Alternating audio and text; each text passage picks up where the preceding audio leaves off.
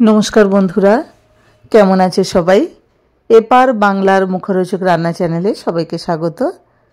আমি চলে এসেছি আজকে এক নতুন রেসিপি নিয়ে। প্রচণ্ড গরম পড়েছে, স্পাইসি খাবার একদম খেতে ইচ্ছে করছে না, তাই হালকা করে কি করে খাওয়া যায় নতুন ধরনের একটি আমি রেসিপি তোমাদের দেখাবো। খুব তাড়াতাড়ি হয়ে যায়, প্রচণ্ড হেলদি, প্রোটিন সমৃদ্ধ, খেতেও অত্যন্ত সুস্বাদু। চলো কিভাবে বানাই দেখে নেওয়া যাক। কড়াই বসিয়ে গরম মশলা, দুটো তেজপাতা ফোড়নে দিলাম। আধ ঘন্টা বা 1 ঘন্টা চিকেন ম্যারিনেট করে রেখেছিলাম। পরিমাণ মতো পাতিলেবুর রস, নুন, মরিচ মেখে আধ ঘন্টা থেকে 1 ঘন্টা ম্যারিনেট করে রেখেছিলাম। একটু বেশি রাখলে ভালো হয়, মাংসটা নরম হয়। মাংসের পিসটা একটু বড় বড়ই নিয়েছি, বেশি ছোট নিইনি। তো তার জন্য আমি আধ ঘন্টাই ম্যারিনেট করেছি।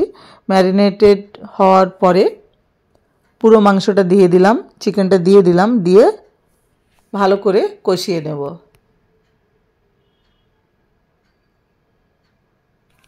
কষাবার সময় অবশ্যই দেখালাম, আদা রসুন পরিমাণ মতো দিয়ে দিলাম। দিয়ে ভালো করে চিকেনটা বেশ ভালো করে বারে বারে নাড়াচাড়া করে ওপর নিচ করে কষিয়ে নেব। গরমের দিনে এই চিকেন স্টুটা খেতে দারুণ লাগে, আর প্রত্যেকটা সবজি রয়েছে বলে আরও ভালো লাগে। ঘরে থাকা যে কোনো সবজি দিয়ে এটা বানিয়ে নেওয়া যেতে পারে অত্যন্ত সহজে।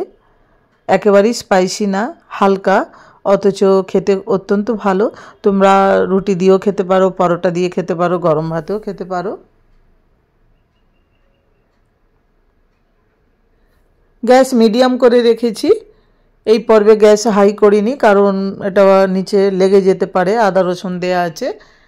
বারে বারে মিডিয়াম করে যতবার নাড়াচাড়া করবে আদা রসুনের ফ্লেভারটা মাংসের মধ্যে খুব সুন্দরভাবে মিলেমিশে যাবে। আর কিছুক্ষণের মধ্যেই মাংসের কালারটাও দেখবে চেঞ্জ হয়ে যাচ্ছে, মাংসটা ভাজা ভাজা হয়ে যাবে। এটা কিন্তু একটু ভাজতে হবে, পুরো কাঁচা থাকলে চিকেন স্টুটা খুলবে না, স্বাদটা খুলবে না। দেখো আমি অনেকক্ষণ ধরেই প্রায় নাড়াচাড়া করছি।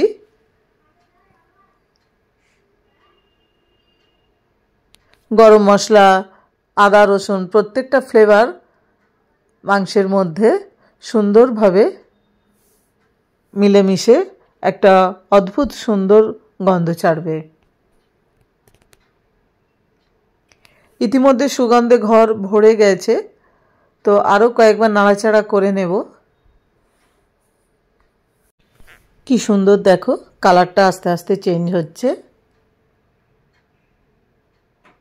মাংসের পিসটা তোমরা চাইলে ছোট ছোট পিসও নিতে পারো, তো আমি এরকম একটু বড়ই নিয়েছি। বড় নিলে 1 পিস বা 2 পিস নিলেই খাওয়া হয়ে যায়, তো সে কারণে বড় নিয়েছি।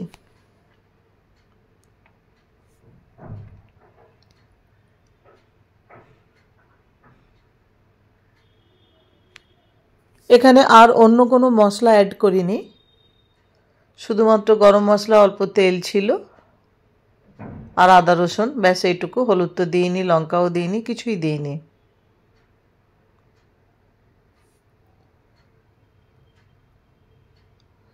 অত্যন্ত সিম্পল সাধারণ একটি রান্না।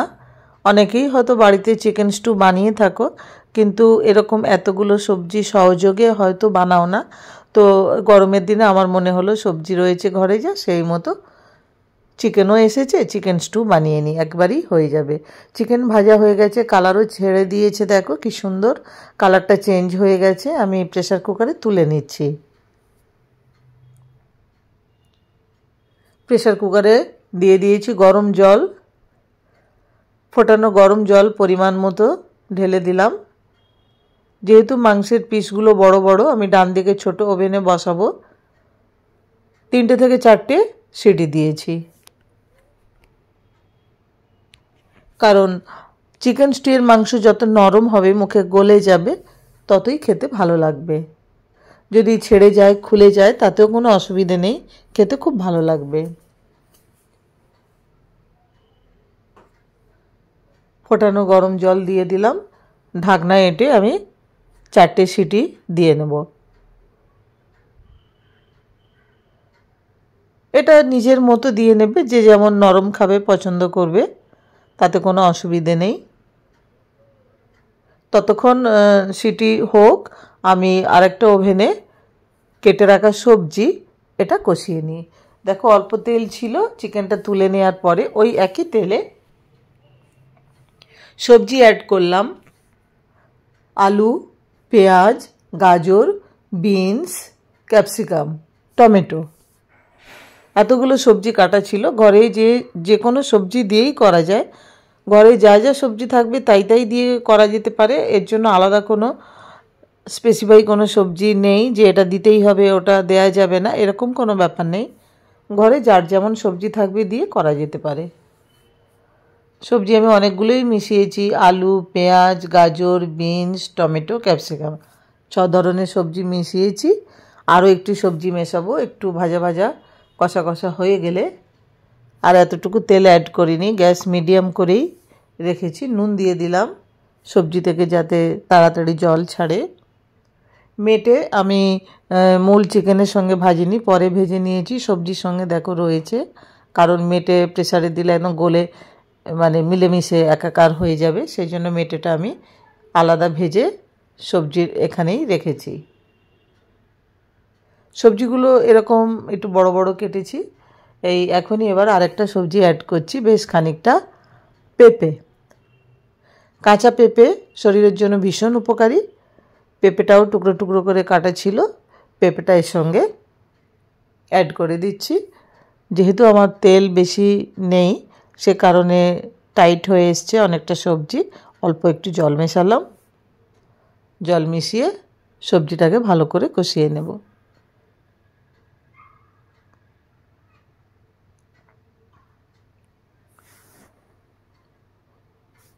বাকি পেঁপেগুলো সব দিয়ে দিলাম। এটা অল্প তেল অল্প মশলায় খেতে দুর্দান্ত হয়। সবজির গুণাবলীটাও থাকছে, আবার প্রোটিনের গুণটাও থাকছে। আর সবথেকে বড় সুবিধা কি, একটি মাত্র পদ করলেই ব্যাস, আর কিছুর দরকার নেই। সবজি চিকেন তুমি একসঙ্গেই খেয়ে নিতে পারবে।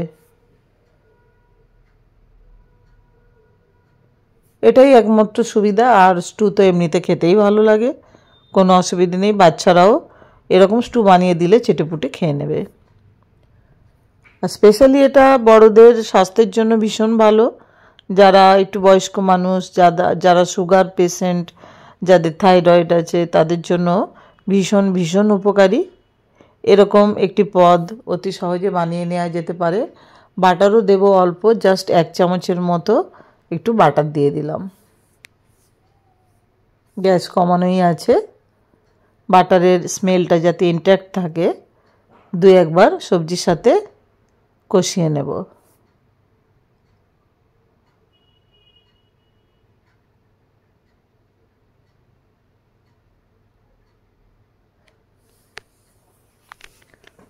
দেখো বন্ধুরা, অলরেডি ভাজা হয়ে এসেছে।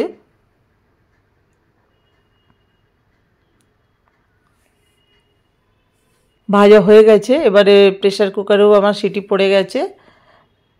3-4টে সিটি হয়ে যাওয়ার পরে পুরো চিকেন এবং চিকেনের সঙ্গে যে ওয়াটার পোর্শন ছিল সমস্তটা কড়াইয়ের মধ্যে ঢেলে দিলাম। আরও কিছুটা গরম জল অ্যাড করব, কারণ আলুগুলো আমি অনেক বড় কেটেছি। আলুগুলো যতক্ষণ না সেদ্ধ হবে ততক্ষণ পর্যন্ত চাপা দিয়ে আবারও এখানে ফুটিয়ে নেব। 2টো বড় বড় তেজপাতা ছিল, তেজপাতা 2টো তুলে ফেলে দিলাম। অলরেডি ফুটতে শুরু করেছে। আরও কিছুটা জল অ্যাড করছি, কারণ সবজি জল টানবে। চিকেনও আরেকটু ফুটে বেশ নরম হবে, বাটারের স্মেলটা চিকেনের মধ্যে ঢুকবে, দারুণ দারুণ গন্ধ ছাড়বে। আমি যখন ম্যারিনেট করেছিলাম নুন, পাতিলেবু আর মরিচের গুঁড়ো দিয়ে, মরিচটা পরিমাণ মতোই দিয়েছিলাম, তাই এই মুহূর্তে সবজির মধ্যে কোনো মশলা বা কোনো মরিচ গুঁড়ো অ্যাড করিনি। যখন প্রিপারেশনটা হয়ে যাবে তখন চাইলে তোমরা আরেকটু মরিচ গুঁড়ো ছড়িয়ে সার্ভ করতে পারো।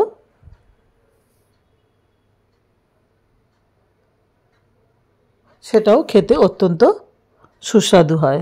গরম গরম যখন সার্ভ করবে বলে বাটারের স্মেল, কালো মরিচের স্মেল মিলেমিশে চিকেন, মানে জাস্ট খিদে আরও বাড়িয়ে দেবে। বাঙালি এমনিতেই ভোজন রসিক, বাঙালির কাছে এরকম খাবার থাকলে বাঙালি আর কিচ্ছু চায় না, সত্যি কিচ্ছু চায় না। দেখো আমি একটু গ্যাস হাই করে দিয়েছি, ফুটছে, সবজি সেদ্ধ হয়ে গেছে, চেক করে নিয়েছি, আলুগুলো দেখে নিয়েছি, দেখো আলুগুলো কত বড় বড় কেটেছি, হয়ে এসেছে প্রায়। তো বন্ধুরা, যদি ভালো লাগে এই রেসিপিটা অবশ্যই লাইক শেয়ার কমেন্টস করার অনুরোধ রইল। তোমরা যদি কমেন্টে আমাকে লেখো কেমন লাগলো, তাহলে অনেক অনেক অনুপ্রেরণা আমি পাই। তো আজকের মতো এই পর্যন্তই। আবার নতুন কোনো ভিডিও নিয়ে বা ক্রিয়েটিভ ভিডিও নিয়ে তোমাদের সঙ্গে আবার দেখা হবে। তোমরা সবাই ভালো থেকো, সুস্থ থেকো, আনন্দে থেকো।